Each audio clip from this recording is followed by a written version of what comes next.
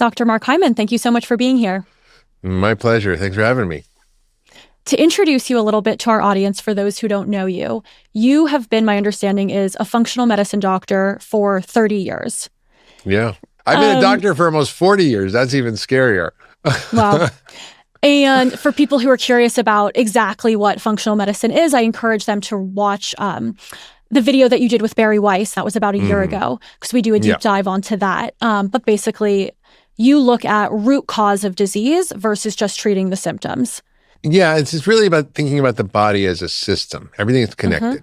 We're not a bunch of different organs and parts and different symptoms and diseases. They're all linked by common underlying mechanisms and root causes. And so for the first time in history, it's kind of amazing. We're actually understanding what the laws of biology are. What are the laws of human biology? If I say, what are the laws of physics? You'd probably be able to say, oh, there's gravity, thermodynamics. You'd kind of come up with some things, E equals MC squared, whatever.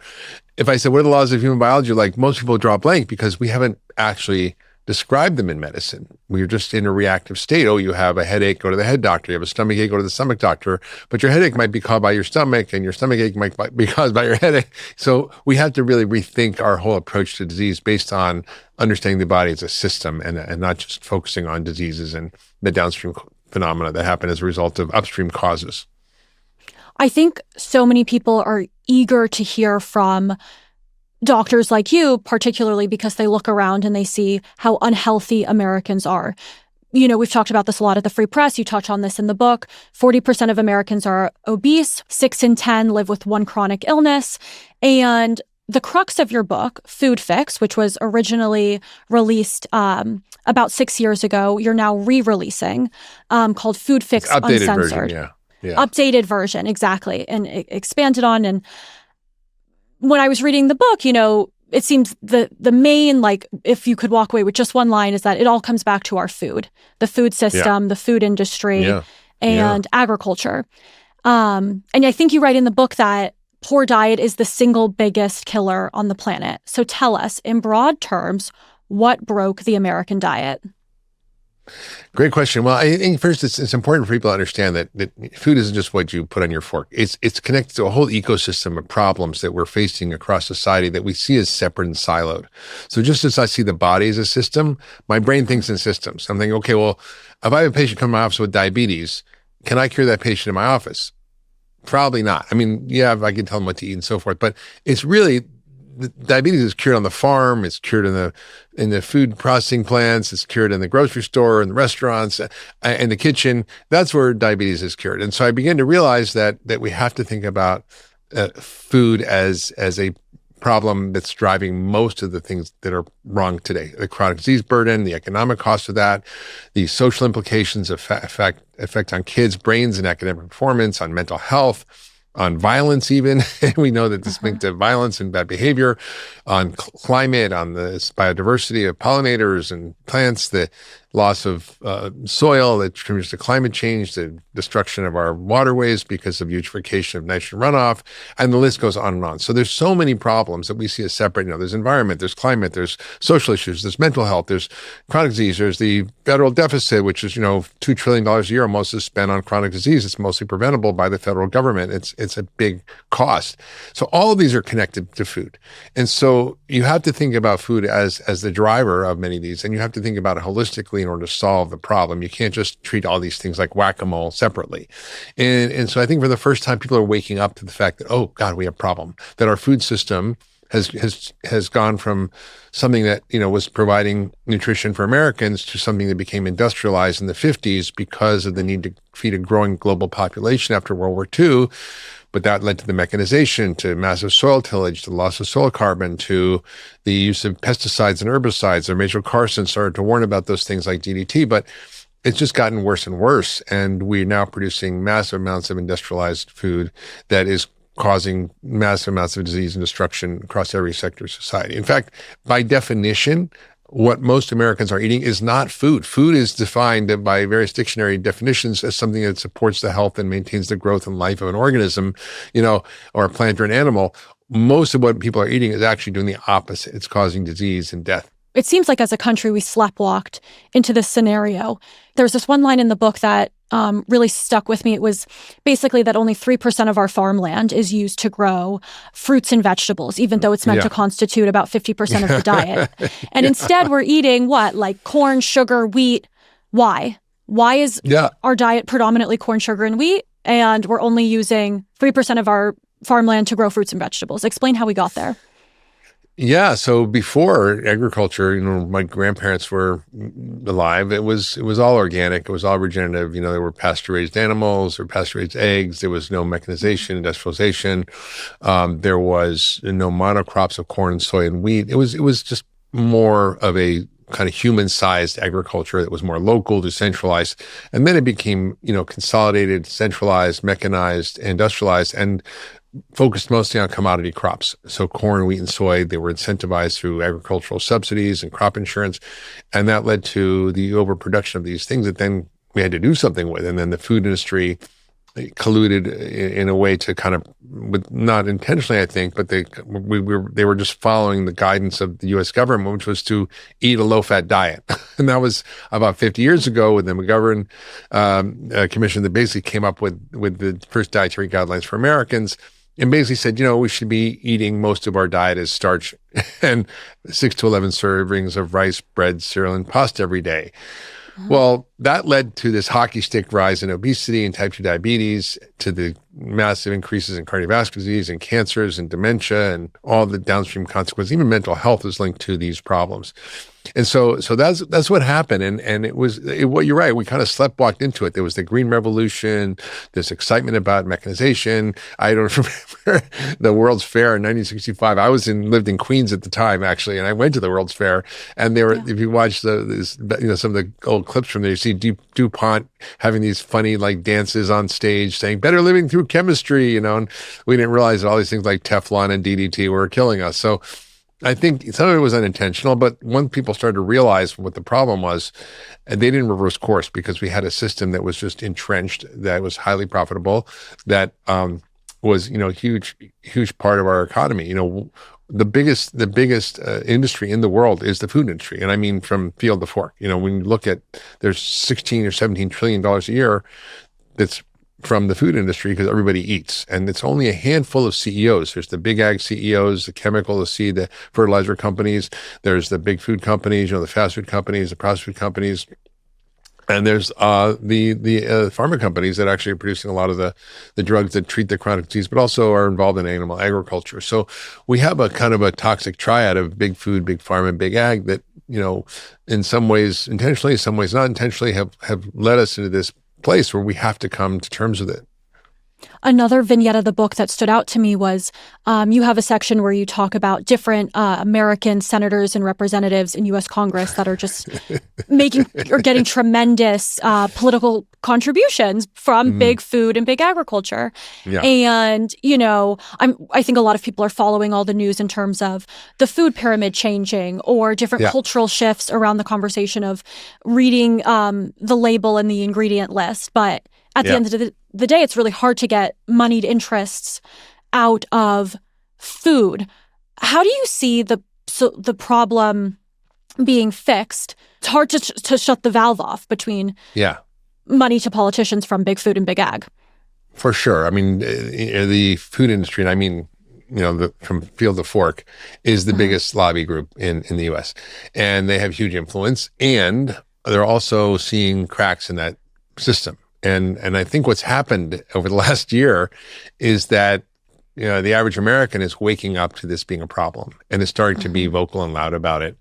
And whatever your political affiliation is, the MAHA movement has raised the alarm. Bobby Kennedy raised the alarm, say, we have a chronic disease problem.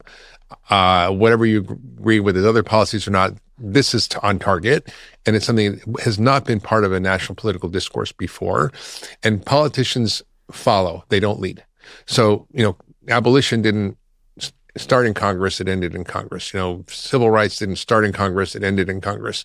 And so most congressmen are not willing to kind of take the lead, or senators are not willing to take the lead and take bold stance.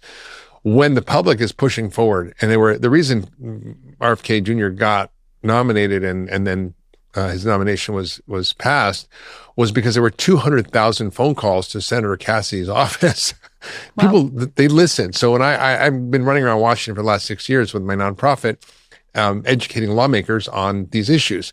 And what they said to me over and over is, if our constituents make noise, we pay attention. And so people, I think, have more clout than they think.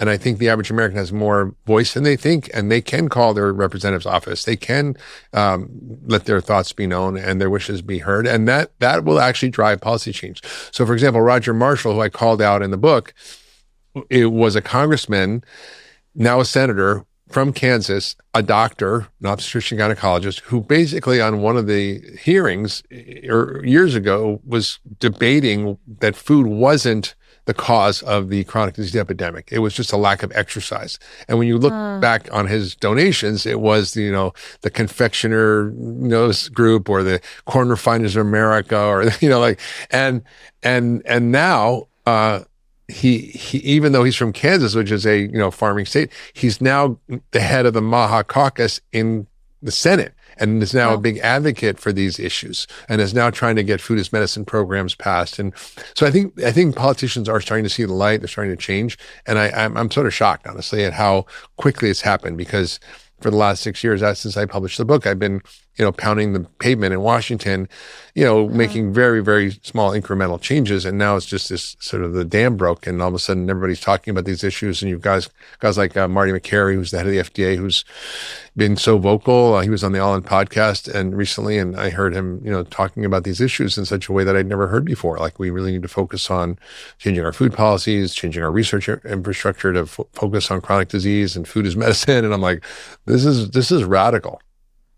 Well, I think one thing that is clear is that politicians are just as confused as the American consumer in terms of understanding what they're eating. I mean, not all of them, of course, but a lot of them, and a lot of that is because there's been, I think, from reading the book and from doing research in preparation for this, a concerted effort to conceal the effects of what these foods, ultra-processed foods, do inside our bodies. So I want to just go a little deeper so people can understand how these foods are designed to be addictive and undermine our ability to feel full. Can you elaborate on those 2 points? Great. Yeah, I think, it's interesting. I got an email this morning from a colleague and a friend of mine, Kelly Brownell, who's at Duke and food programs there. And he was at the Yale Rudd Center for many years. And he was one of the pioneers in understanding how to look at food addiction in human beings was real, and not just, I crave food, but actually biological addiction. And it's about 14% of adults and about 14% of kids. And this is to compare to alcohol, about 14% of adults are alcoholics. So it's a big number. And I'm not just talking about people who, like to crave sugar or like candy or have ice cream once in a while. I'm talking about real addiction. And the way this has happened is not by accident. And Michael Moss, who's from the New York Times, wrote a book called Salt, Sugar, and Fat, where he interviewed over 300 industry executives, scientists, food scientists. And I've had some of these as patients, actually, the food scientists, which is fascinating to talk to them. And he was quite sick, actually. This food scientist was quite sick from playing with all the chemicals in the lab that he had to do to make these foods. These food industry companies will create taste institutes where they try to find the bliss point of food by hiring craving experts. And then these are all their own internal terms. And then they actually then will talk about how do we create heavy users. In other words, you're not going to get me to drink a can of Coke, but you might get someone who's already having a bunch of Cokes to have a 2-liter bottle of soda. So the intent has really been to design these foods to be highly addictive, to hijack our brain chemistry, to hijack our metabolism, to hijack our hormones, to hijack our microbiome in ways that actually drive more eating, more obesity, more hunger, and get people to eat more of the foods because they're looking for more stomach share, right? You got a fixed population. How are you going to increase revenue? You can only get people to eat more of this stuff. And this has not been an accident. They even put 2-year-olds in MRI machines looking at functional MRIs, looking at brain imaging to see what images will light up their kids' pleasure centers. And so they really understand what they're doing. And the way they do this is they take the raw materials from what was food, soy, corn, or wheat, whatever, they deconstruct it in the lab. So they scientifically break it apart, chemically break it apart into deconstructed components that don't resemble its original chemical structure. It's not part of a normal food matrix. And they reassemble it into things that look like food. like a Pop-Tart or a Twinkie or whatever. Like, I mean, if you basically cover over the front of the package Right. and you read the ingredient list, you should be able to tell what it is.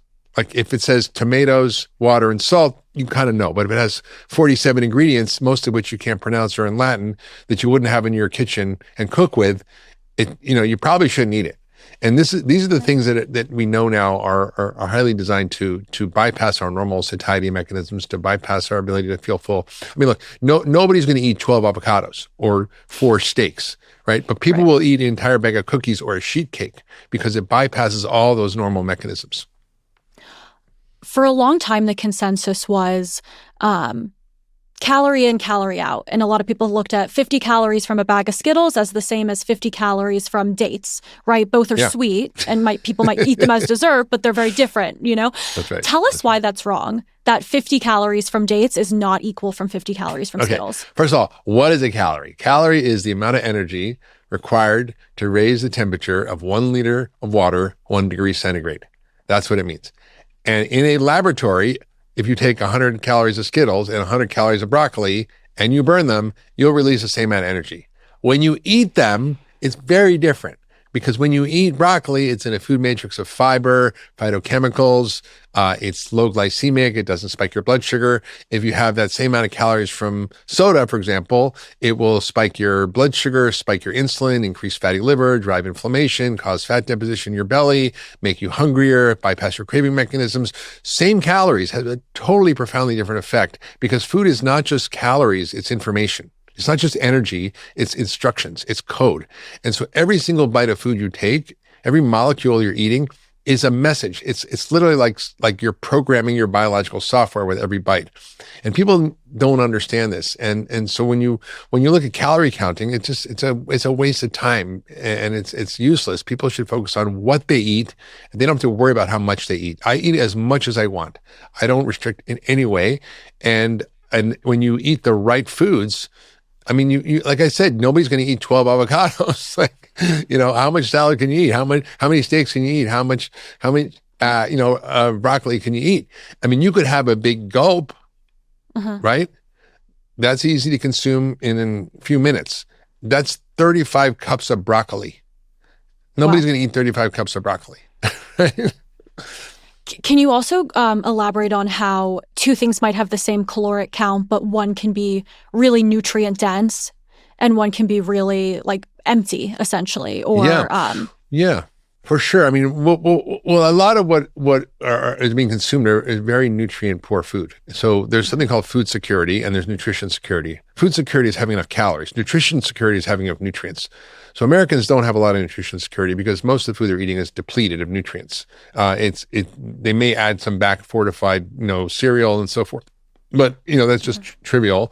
And so people are malnourished. And in fact, the government survey, which is done regularly over many decades, called the National Health and Nutrition Examination Survey, or NHANES, found that over 90% of Americans, this is by testing their blood, not by just doing a dietary survey, by testing their blood, 90% of Americans are deficient in one or more nutrients at the minimum level, not like an optimal level, not like how much vitamin D do you need to not get osteoporosis, but how much do you need to not get rickets, or not how much vitamin C do you need to have a healthy immune system, but no, how much vitamin C do you need to not get scurvy? And 10% of Americans are deficient in vitamin C that would give them scurvy. So I think we have to kind of recognize that most of the foods we're eating are very depleted and we want to be eating nutrient-dense food. And when you focus on the nutrient to calorie ratio, which is something I wrote about in my first book, basically you want more nutrients per calorie. And if you have like a Coke, it's basically 0 nutrients and all calories. Whereas if you have broccoli, it's almost all nutrients and almost no calories, right? Right. It really hit me how insidious this was when last year my brother had a stroke and he showed up to the hospital. His A1C level was 10. He had, really bad. And they kept him at the hospital for a few weeks. And every day I'm watching what they were feeding him at the hospital. And it was frozen pancakes with like a mountain of syrup, Sprite. Like I wasn't surprised, but it is mind-blowing how even in a hospital, someone who just had a stroke is getting this food. Unfortunately, I've been in the hospital too with different issues and it's terrifying.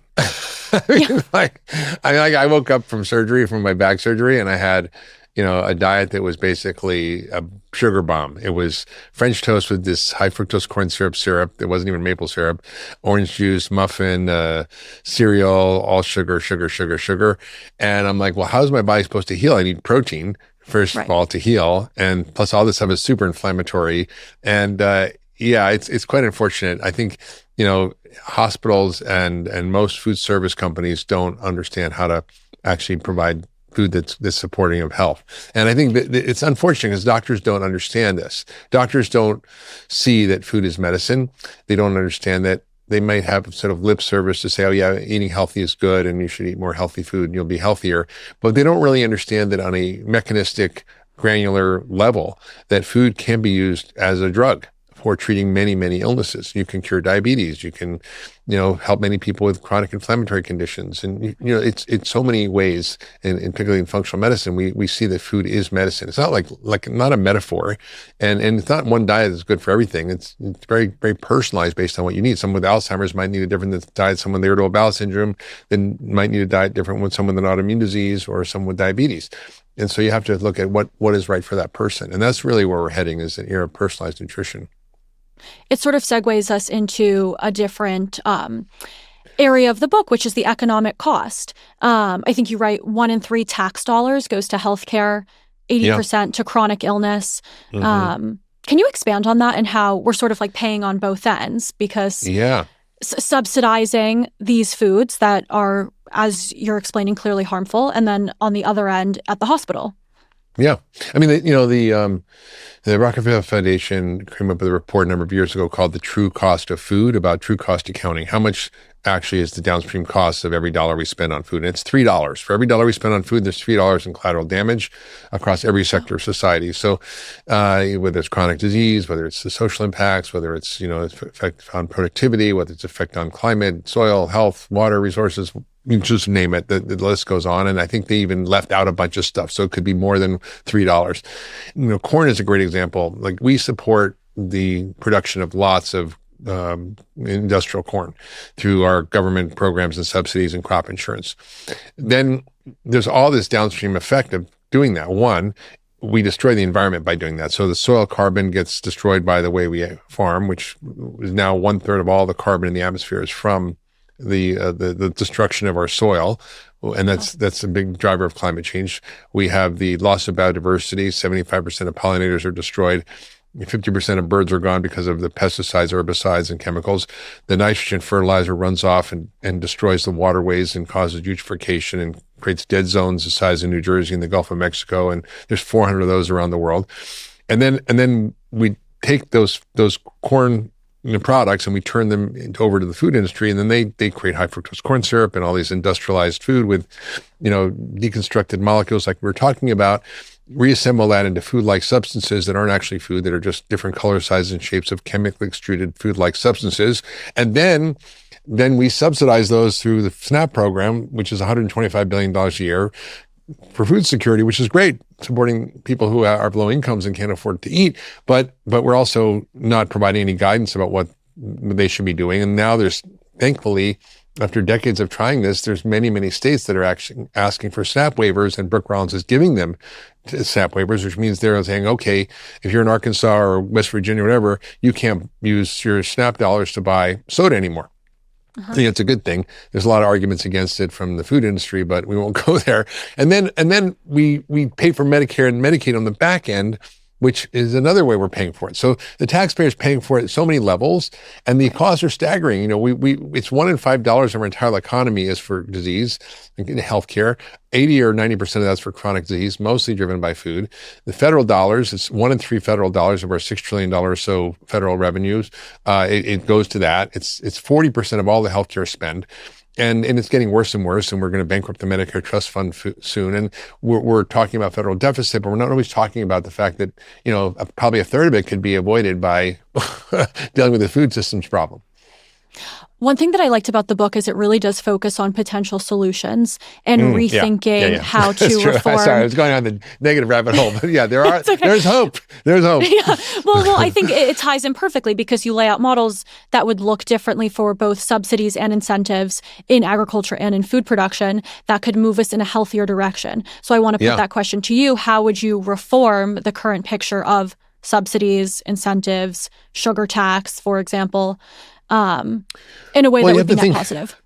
I mean, I think holistically at the whole system. So, with my nonprofit Food Fix, I was working with some congressmen and congresswomen to get the Government Accountability Office to do a review of all our nutrition policies, how they impact chronic disease and the economic costs of those.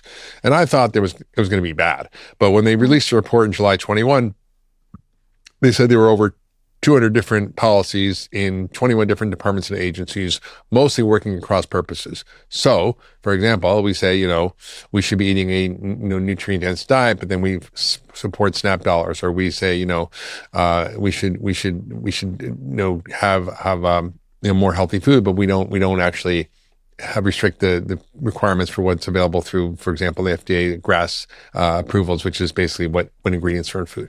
So we have all these policies that are working across purposes with each other, and nobody's started thinking about this holistically.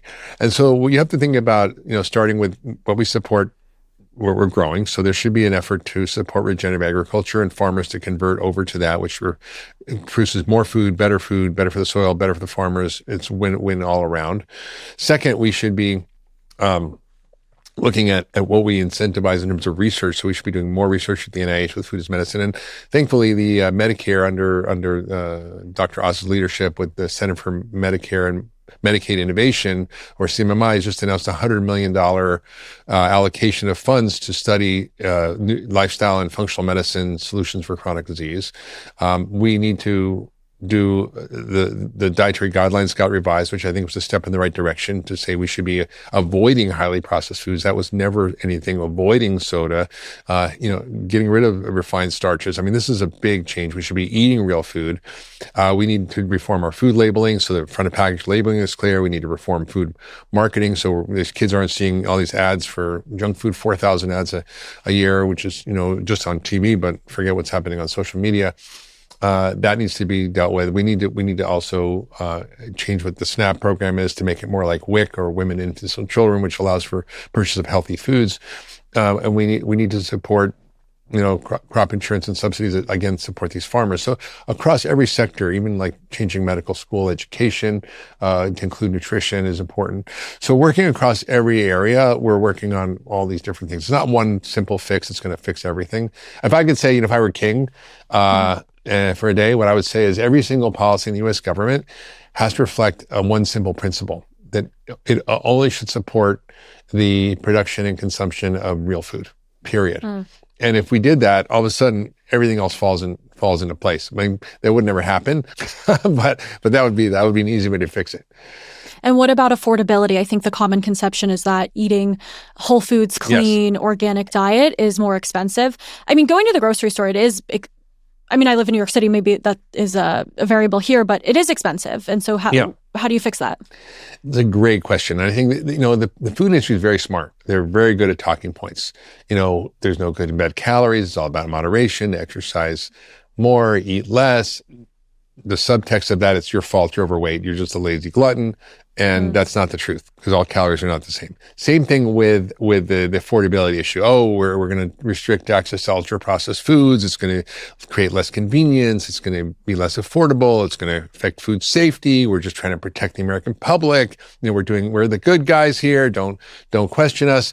The truth is that, you can't eat well for less. And I literally just was emailing with a guy who was in the movie Fed Up, which I was in with Katie Couric. Lori David produced it. And essentially it was about childhood obesity. It was probably 12 years ago. And there was a kid in the movie who was 16 years old who was severely obese, 50% body fat. Normal for a kid is 10 to 20. Lived in a trailer, family of 5, food stamps disability, $1,000 a month. And the father was on dialysis from type 2 diabetes, from kidney failure. The mother was plus 100 pounds overweight. And I went to their trailer and I cooked a meal with them. I said, here's how you eat well for less. Here's a guide on good food on a tight budget from the Environmental Working Group. And here's my cookbook. Here's how to do this. Here's how to cook some simple food. And they did it. They lost 200 pounds. The son, and ended up going to work lost 50 pounds, but then worked at Bojangles and gained it back. Then he called me and I helped him. He lost 132 pounds and he was the first kid in his family to go to college. And now he's a doctor. He's in residency. And I was just emailing him today. So wow. That's possible. And my wife and I, who co-authored the book with me, put together a team recently, and we created something called the SNAP Challenge. So SNAP dollars, about $6 to $7 a day you get for eating, which is not very much. But we said, okay, let's try it. So we're showed how we eat well with real food. You're not getting a $70 regeneratively raised ribeye steak, but you're eating cheaper cups of meat, fish, vegetables, food that is affordable, but that's delicious and it's health promoting. And we went shopping and we showed how to do it, and we cooked, a whole week's of meals. We filmed the whole thing, and we showed how you could cook and eat delicious food for less on $6 a day each. And so I think it's not easy, but it's doable if people understood what to do and how to do it. Most of what we've been talking about is how to reform the structural issues in agriculture and in food manufacturing and different regulation that might change the system. But, given the food environment we're in, learning to cook, as you've been saying, what else? When you walk into a grocery store, how should people operate to get in and get out without getting, the only word I can think of is really tricked, because with marketing, it's actually really hard to know what's healthy and what's not. Yeah, it's terrible. I mean, now we have this whole protein craze in America, and it used to be the low fat craze. It was this craze, that craze. And now, you go and there's protein Cheerios or I'm like, this is driving me crazy. There's 5 different kinds of sugar, but they stick a little protein in there. Now it's a health food. And so people have to be smart. And I think the main advice is to walk around the aisles. Don't go down most. Some of the aisles are fine. If you want to buy olive oil or condiments or something, is fine. But most of the stuff you want to be eating is around the outside. Vegetables, fruits, and the meat, dairy section. Those are where you want to get your food. The other thing I encourage people to do is to read ingredient lists. Don't look at the nutrition facts label, because that's confusing. Don't read the front of package claims, because if it has a health claim, it's bad for you. Like if it says protein Cheerios, that's bad for you, right? If it says gluten-free Lay's potato chips, that's bad for you, right? So, and it says that. I'm like, why are they say it's like Coca-Cola is gluten-free? Does that make it healthy? I don't think so. It was already gluten-free. It was already gluten-free. Yeah. But people should read the ingredient list. And if there's ingredients that you don't know what they are and you wouldn't have them in your kitchen, don't buy it. Right? If it says mono and diglycerides, if it says maltodextrin, if it says, weird kind of chemicals that you can't pronounce, like butylated hydroxytoluene, like why would you buy that? So, not necessarily all those ingredients are necessarily bad, but when you look at the whole framework of what those foods are, they're like clues that the food is not going to promote your health. So I think be careful about reading ingredient lists. And then the other thing is, cooking is something that we've kind of lost, and not by accident, it's by intention. So the food industry was very smart. They were like, we need to fight back against this home cooking idea that Betty was a home ec teacher in the 50s was promoting around the country. It was a real thing. And they created Betty Crocker, who was basically an invention of the food industry. And they put a recipe book together, which my mother had. It says, add 1 can of Campbell's cream of mushroom soup to your casserole, or 1 roll of Ritz crackers to this or that. And then they started to, have all these messages like, you deserve a break today, TV dinners, convenience is king. And so we kind of lost the art of cooking, and the food industry has disintermediated Americans from the kitchen. They've hijacked the American kitchen, and most people eat meals that are cooked in a microwave that each come from different factories, with every family eating a different food while they're watching TV or on their phones in less than 20 minutes. That's a problem. And we need to kind of reclaim the fun and the joy of actually being together as a family or as a couple or whoever in the kitchen, making food and eating real food. And it doesn't have to take that long. I mean, it really doesn't. I mean, I can cook 3 meals in 30 minutes total in a day, breakfast, lunch, and dinner, super easy. One big swing from the FDA was coming out with the new food pyramid, which essentially inverted, or at least it looks like it inverted the old food pyramid. There were some critiques about it. Some people said that it emphasized too much on red meat, and people worried about, association with diabetes, heart disease, stroke, cancer, specifically colon, pancreatic. Other people said it didn't, focus on other issues with regard to people's health, like not having access to primary care physician or genetic predisposition. And I'm curious how you think about some of the criticism of the new food pyramid. Well, I mean, there were a lot of positives to say the least. For the first time, in the headline of the very short guidelines, which were 10 pages, not 400 pages, it says the message is simple: eat real food. Like, don't eat crap, basically, was the next sentence. That's huge.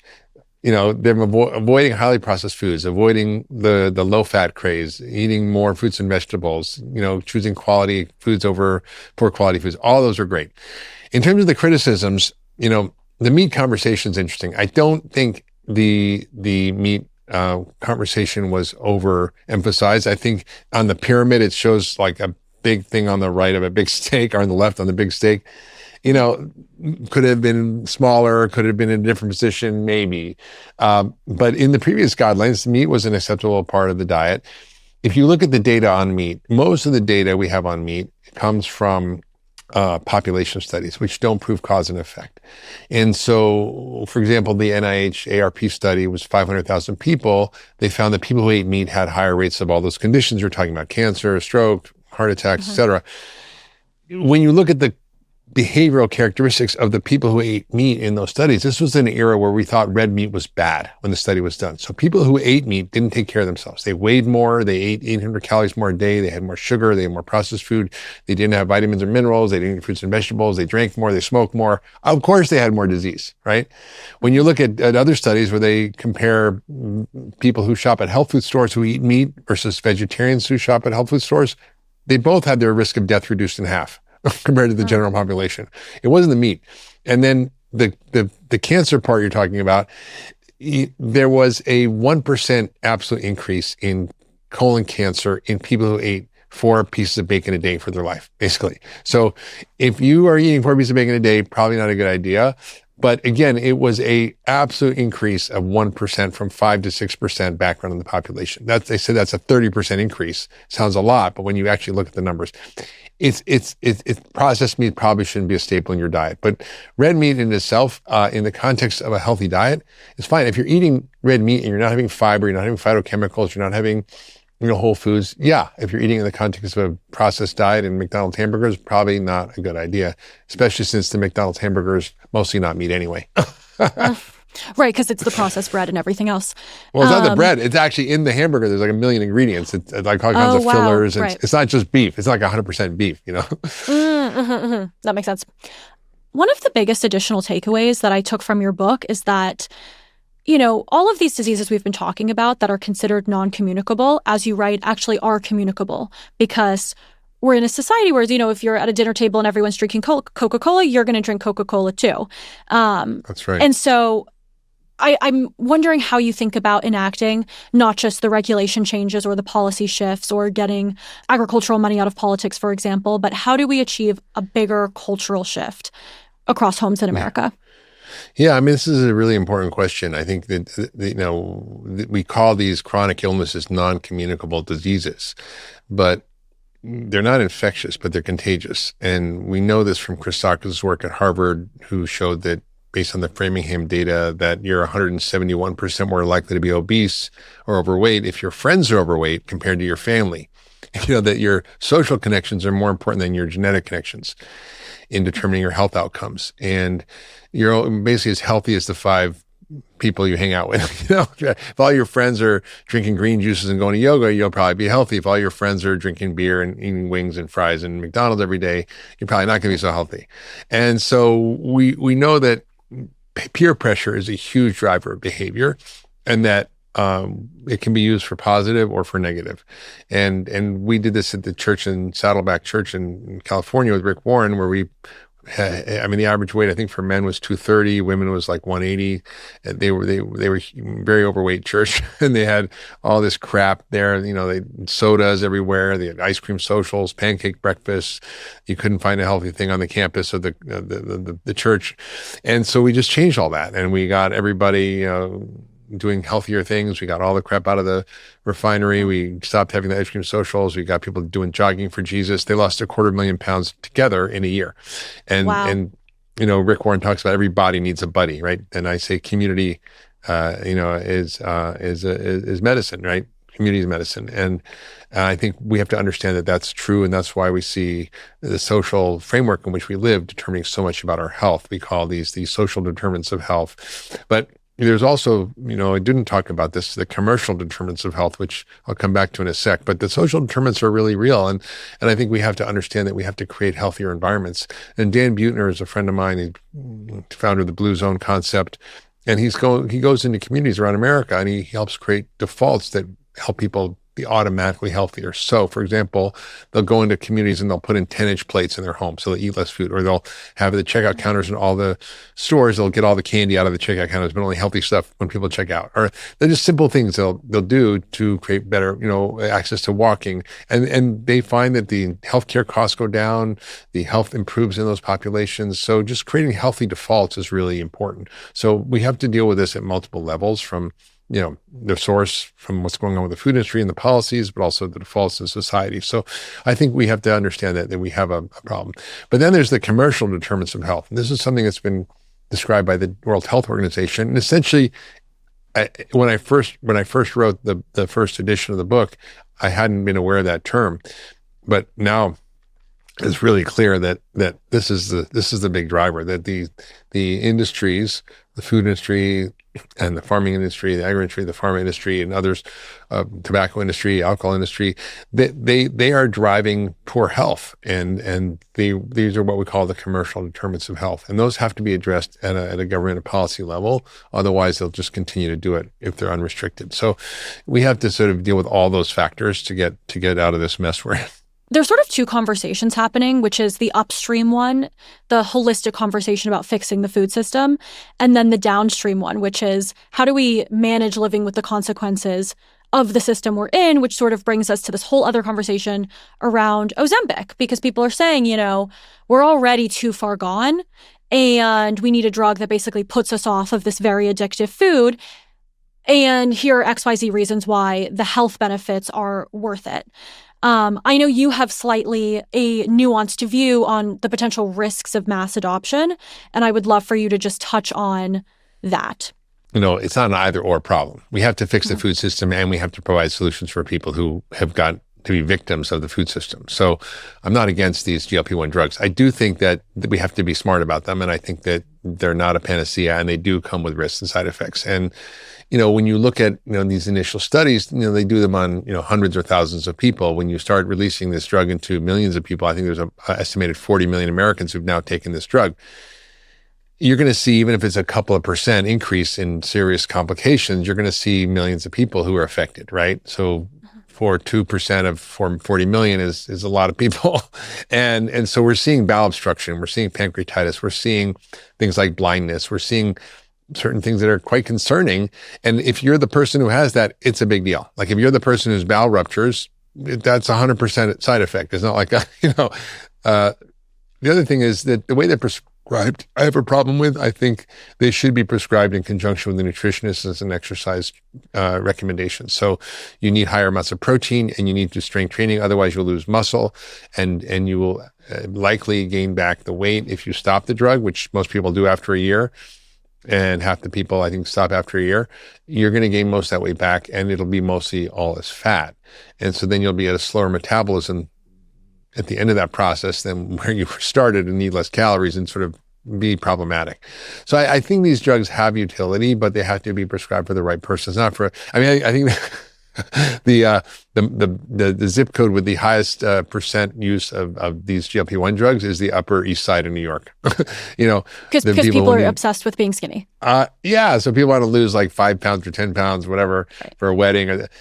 Probably not the best use. Sometimes a good use case, but be more judicious is what I'm hearing. Yeah. I mean, you need to do a comprehensive approach and then combine it with lifestyle changes. And I think that's really important. So for some people who really struggle, that can be life-saving. But for others, I think they can be more problematic. So it's not an answer to the broken food system. It's one small Band-Aid or finger in the dike.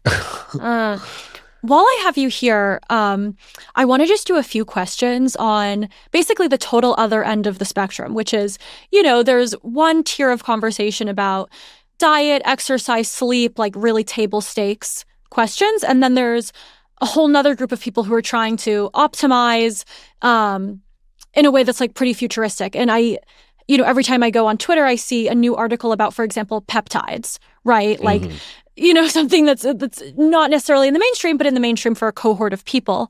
Why do you think there's such a craze around peptides in 2026? I know they're not new, because I know you've been talking about them for some time, but it seems like they're new to more of the mainstream. Yeah, everything gets its moment, right? GLP-1 drugs are peptides. Insulin is a peptide. These have been used in medicine for a long time, and there are many drugs that are peptides. There's a peptide called Vyleesi that's used for arousal disorder for women. It's a prescription. So there's a lot of peptides that are used in medicine. What peptides are small little mini proteins, and they have biological effects. And the way I think about them is they're the sort of communication highway for how to run everything in your body. And now there's increasing interest in doing more research on these. There's a lot of these on the market that haven't been well researched, or they're partially researched. There's kind of a Wild West out there. It's hard to find reputable sources from pharmacies. They're often in, kind of research only use. And I think people are playing with fire, honestly. I think they need to be done, if they're used in conjunction with proper evaluation by physicians who understand these molecules, who know how to prescribe them, who can do it safely, and not just, get it off some website on the internet and start using it. People are doing that, my understanding, just from doing a little bit of research on this, is that sometimes there is a pharmacist and a doctor involved, and sometimes people are literally just sourcing directly from like a Chinese factory. That's right. That's right. And then they don't really know what they're injecting into themselves. Am I getting that right? Exactly. Okay. Right. Do you prescribe them to your patients? I do use them for specific indications. Yeah. Something like BP157, which is great for injury. And I've used it with many patients with tennis elbow or torn muscles, or on myself for different injuries. And it can be quite effective. So I think they're not to be underestimated. They're not like vitamins where you're unlikely to get into trouble unless you do a massive overdose. They can be problematic. So they have to be understood from a medical perspective and prescribed by someone who understands how they work and how to safely prescribe them, and not just get them off some website on the internet. Okay. So through all of this conversation, we've touched on a lot. What are the top 3 things that people should cut out for better health outcomes? I think the number one would be, if you could just choose one thing, you should never consume high fructose corn syrup. Not because it's inherently the worst thing on the planet, but because it's a clue that whatever you're eating is bad. It's a highly processed industrial food. Second would be trans fats. These are supposed to be out of the food supply, but they're still in the food supply. And I think for example, I went into the grocery store the other day and I saw Cool Whip. Now, Cool Whip says 0 trans fats on the nutrition facts label, because the government, the FDA, allowed the food industry to say less, if it's less than half a gram per serving, to say 0. But if you look at the ingredient list, it's basically sugar or high fructose corn syrup and partially hydrogenated soybean oil. So it's basically trans fat. It's been 11 years since the FDA ruled that they're no longer safe to eat. They should be out of the food supply, but there's not enough people policing it. And these food companies are still out there with this in there. And the third thing is, I would say, ask yourself a simple question when you pick up something to eat, because I used to do a lot of lectures in churches and try to help people understand how to eat. I said, ask yourself a simple question that even a 5-year-old could answer, which is, did God make this or did man make this? If God made it, eat it. If man made it, leave it. Not always entirely true, but like, if it's a can of tomatoes, water, and salt, okay, I get that. Or a can of sardines and olive oil and salt, fine. But if it's got 47 ingredients and you don't know what they are and you can't pronounce them, probably shouldn't eat it. What are 3 things that people should bring in for optimized health? Well, I think there's a number of things. One is, I think people don't understand the power of phytochemicals. And these are all the colorful compounds in food that are medicinal. The Rockefeller Foundation is spending $200 million categorizing a lot of these. There's anywhere, they call this the dark matter of nutrition.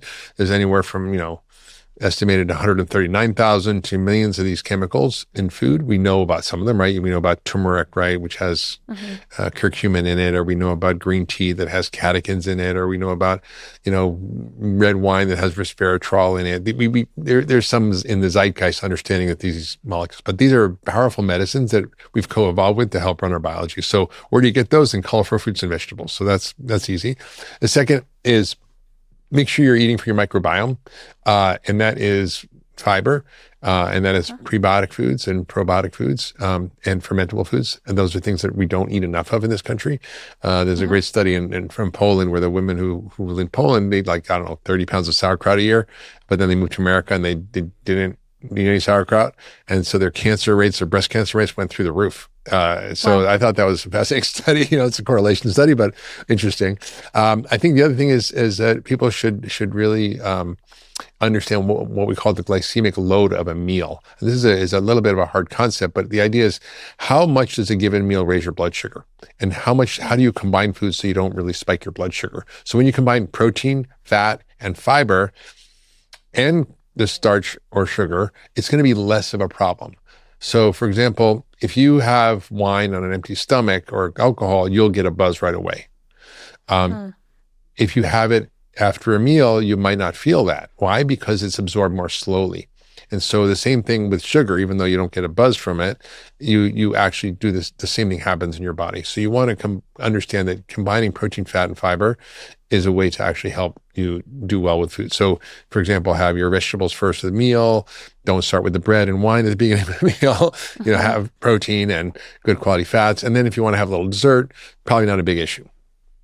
And just so the listener, I think, understands, correct me if I'm wrong, what you're saying is that sugar without the other elements of fat or protein will be absorbed more quickly and Correct. Therefore lead to a higher or faster insulin response.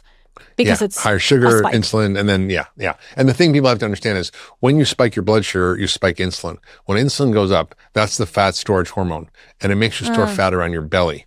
And it makes you have very hungry, angry fat. It creates more inflammation and more dysregulation and disease than anything else that we're doing. So, if I could sum up what is the biggest crisis in America, it's insulin resistance, and that's driven by too much starch and sugar. And that's what's driving heart disease, cancer, diabetes, dementia, infertility, depression, and the list goes on, even acne. So colorful fruit, fermented food, and a balanced plate. More or less, yeah. We talked about peptides. What's another biohacking trend or tip that you think people aren't paying attention to but should be? I think we do have a very undernourished population nutritionally, and I think you could consider this biohacking, but I think just everybody should take a multivitamin, fish oil, and vitamin D, and we'd all be a lot healthier. Interesting. And I think the data supports it, and the downside risk is low, and it can be done for $1 a day or less. We love lightning rounds here at the Free Press. I know that you know this because you've done a lot of work with us. I'd love to go through a few health trends that have come into full spotlight in 2026, and you can tell me yay or nay. Yeah. Wearables like Whoop or Oura Ring. Do you use one, and do you think it's worthwhile? I do. I think it can be distracting for people. It can cause anxiety if the numbers aren't good, but I think it's important to understand your biology, and the more data, I believe, the better. And this is really why I co-founded the company Function Health, which was to help people get access to their own personal health data, not just wearables, but blood work, imaging, genetics, because the more you know about yourself, the better you can understand where you are in the trajectory of health and disease and how you can optimize your health and feel 100% and live 100 healthy years. And that's really the goal here. What about vibration plates for lymphatic drainage? Have you seen these? Yeah, I think most of us sit too much and don't move enough. And so anything that gets body moving is great. So vibration plates are great. Walking is great. Yoga is great. There's a lot of ways to do it. High Rocks, have you heard of this? 8 kilometers of running with 8 functional workout stations. It's like a new workout trend. I haven't heard of it, but it sounds good. Anything that gets people moving, I'm for. As long as you don't injure yourself. Right. What about adaptogens like Shilajit, ashwagandha, or lion's mane? Yeah, so there's a lot of compounds in the plant kingdom that that support our biology in different ways, and some help with stress resilience. That's what you're talking about with adaptogens. They help you adapt to stress. They've been used for centuries in many traditional cultures like China, or in Ayurveda. Ashwagandha is one, or ginseng is another in China. And I think they've been, studied quite extensively and shown to have benefit. But again, you have to be cautious and make sure you track things. For example, people who take ashwagandha, a lot of doses of that can affect liver function tests. And so you have to be smart about what you're taking. They're not, completely inert compounds. Are active, and that's why they work, but they also have potential risks. I was going to ask you about Biograph and Pronovo, but what do you think of these tests? I mean, I am someone who, because I'm quite into health, would like to get the Biograph test, although it is $15,000, so I won't be getting it anytime soon. Do you think it's a net positive? I mean, it's really interesting, and for someone like me, I think I'd enjoy doing it, but people worry about over-testing and the externality. I think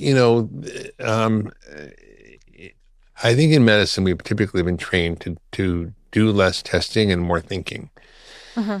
And that can be useful to some degree. But the reality is we're in a data-driven healthcare moment in history now, where we have the ability at radically deflationary cost to gather large data sets on individuals in a way that never was before possible. So now at Function Health, for $1 a day, you can test, over 160 biomarkers, twice a year testing, get a deep dive on your biology. You can get a full body MRI scan for $499. You can do a whole genome sequence for $300. So these are things that can be, somewhat out of reach for some people, but are also giving you information that you can use to track your biology over time. And so, Ezra is the company that Function Health bought. It's not exactly like Pronovo, which has got more hardware and a few centers, and they typically buy older machines that are less resolution. At Ezra, we basically use existing imaging centers that have unused slots, and we purchase those, and then we use our AI proprietary software to be able to do a full body MRI scan in 22 minutes, which is amazing, at a very affordable cost. And the question is, are you going to find stuff that you shouldn't know? In other words, we call them incidentalomas, that is nothing, but you might chase down and have to do something about or worry about. There is always a risk of that. But the truth is, it's much better to have a longitudinal picture of your biology and track it every year, so you actually can really understand what's going on. So I believe with the Gallery testing, which is a liquid biopsy test we offer, which is testing over 50 different cancers, and it can be pretty accurate. Doesn't pick up everything all the time, but it's pretty good. Combined with MRI imaging every year, we could make dying of cancer a thing of the past, because you'll pick it up very early in stage 1 or 2 when it's curable, and not wait till late stage cancers. I mean, it breaks my heart. One of my favorite musicians, Bob Weir, just died of cancer. And, if he would have had scans every year and Gallery testing, he probably wouldn't have. We would have found it early and he would have been fine. So, and I would have gone to more Dead shows. but I just feel like we're kind of in an era where we're be able to get large personal health data sets and track them over time in a way that's driven by machine learning AI that will revolutionize medicine and help us understand more about our biology than ever we could in the history of humanity, and do it in a way that's actually empowering rather than creates more fear. Well, Dr. Mark Hyman, thank you so much for being here, for running us through everything. The book is Food Fix Uncensored. It's out this week. And we just can't thank you enough. Thank you so much.